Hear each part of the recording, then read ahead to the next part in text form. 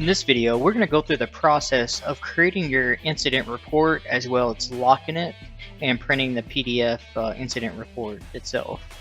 So to get started, be sure to go to stationboss.net, click the login button at the top right, and that will take you to the login page. From there, you'll be prompted to enter in your credentials. If you haven't received those, please get with your system administrator, and he or she will be able to go through and get that sent over to you. To get started, once you get logged in, scroll down to your incident menu option, click it at the top right, select the Create Incident button. From here, it's going to give you a variety of fields. All these fields are INFRIS compliant, so they're going to be pretty consistent compared to the system you're already using prior to StationBoss. A couple of tips of the process here. First off, every field here that has a up arrow and an X next to it, this is what we call a relationship or a search field. So you have the ability of keying in and it will start showing the options here. You can also search out of order by starting with a percentage sign and search by keyword. For example, fire. If you do the percentage sign followed by the keyword fire, it's going to show you any incident that has the keyword fire in it. Also, you can press the up arrow next to it and it will show you a list of all the incident types. You can also filter out on these incident types based on these options here, and you can also search by INFRIS code. Once you get that done, once you get that incident type selected, you can go ahead and go to the primary action taken. As you fill these out, it's going to give you an option for a second and then a third one. If you don't have a second or a third one, then you can just ignore those. Also, when you start typing in for your mutual aid received, you will see nothing's going to show up there. However, if you do the percentage sign, then it will. Also, you can just search in order and it will also show up. Again, press the up arrow, it's going to show your list. Once you select a mutual aid type, then it's going to ask you for the agency information. If you already know the agency info, you can start typing it in. If you've never worked with that agency before, be sure to go in and create the agency, fill out the information about it, and then they'll be there moving forward. Moving down to the location field, you're going to have the select property search box right here right off the back. If you fill this in, then you don't have to worry about filling the rest of this in. This field, it specifically searches within the property module here on the left hand side. We do our best to get all these imported for your agency at the time of onboarding. If you have an address that's not there, you can easily press the up arrow and scroll down and hit the create property.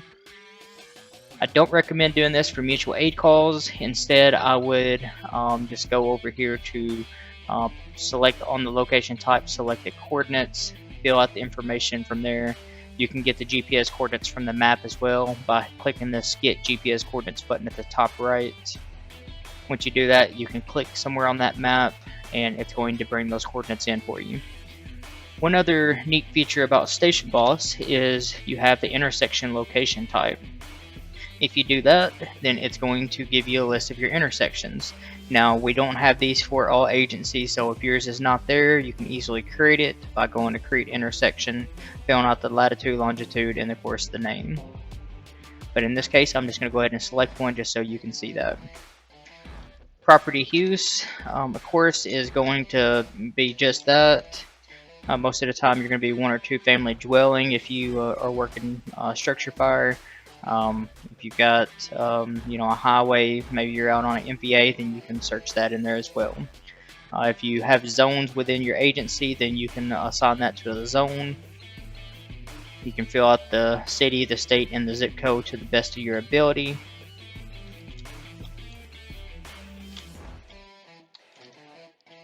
Alright, next thing is going into your date and times. If you have the custom CAD integration, so in other words, if StationBoss is getting all the times from your CAD provider, then there will be a button at the top left here, at the top right here that says import.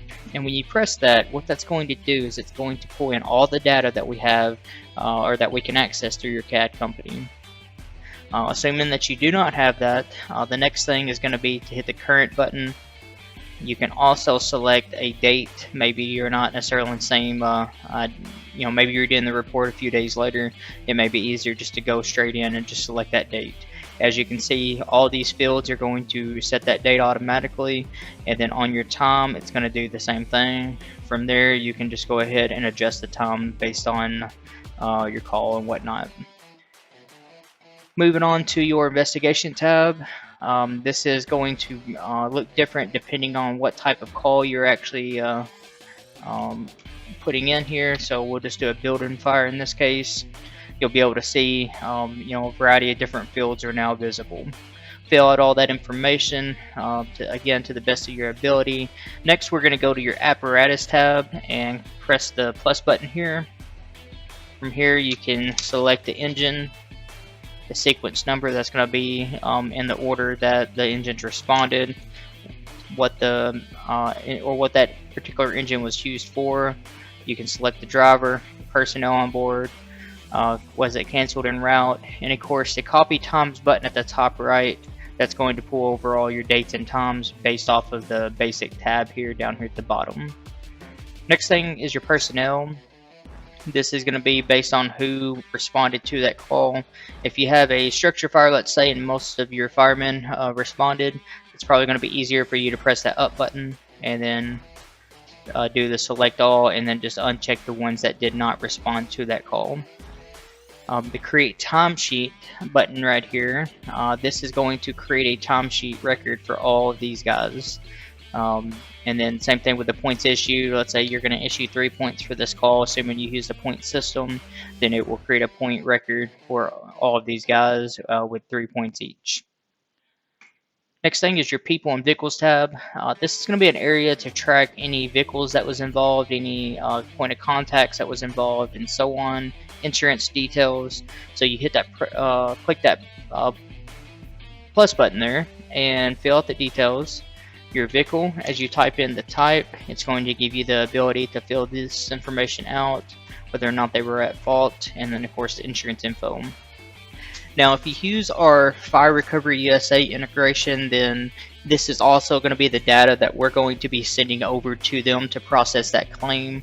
So be sure that you're only including information that you do want to go over to them if you have that integration.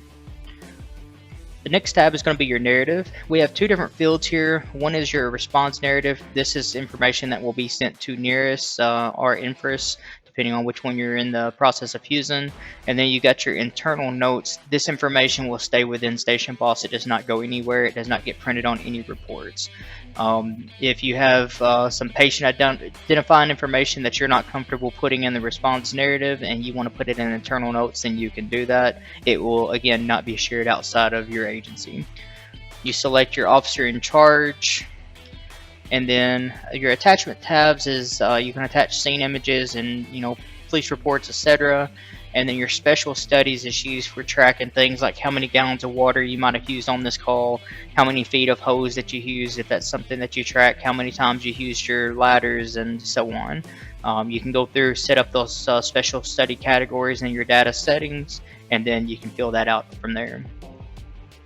Once you're done with that, you'll go on and hit that save button, and this is what it will look like at that point. So it's going to be an unlocked status. Once that firefighter that submitted that report is comfortable with that report, he's going to hit the lock button at the top right. Now you'll see passed or failed. So whoever is responsible for QAing the incident will be able to see passed or failed there. So if you do failed, then you're going to enter in a reason why. If you hit the pass button, then it's going to go to a pending batch status. And so it will be ready to be batched out. So now you can see it's in a pass status, and the only button that's going to be available at that point is going to be the unlocked. The next thing is actually going to be printing your incident report. To print your incident report, you're going to press the three dots to the right of the edit button and go to print to PDF. The incident report detailed is going to give you a majority of your incident information, and then if you want to see your special studies report as well, you can add that in there. So but for this use case, we're going to go ahead and select incident report. And once this opens up, then you'll be able to go in and you'll be able to see all of your incident details. You'll be able to see everything about the call, personnel that responded, any equipment that you had on scene. You'll be able to see any contacts, vehicles, insurance policies, fire-related casualties, and of course patients. Alright, the next thing we're going to do is go through the batching process. So to batch an incident out, you can simply select the pending batch from the drop down there, and it's going to show you any calls that's pending batch. You'll select them, go to actions, and then go to batch incidents. Once you batch out the incident, then it will show up inside of your data settings, and you can scroll to your Inferis batch tab here, go to the one that you just did, and then you can press the download button at the top.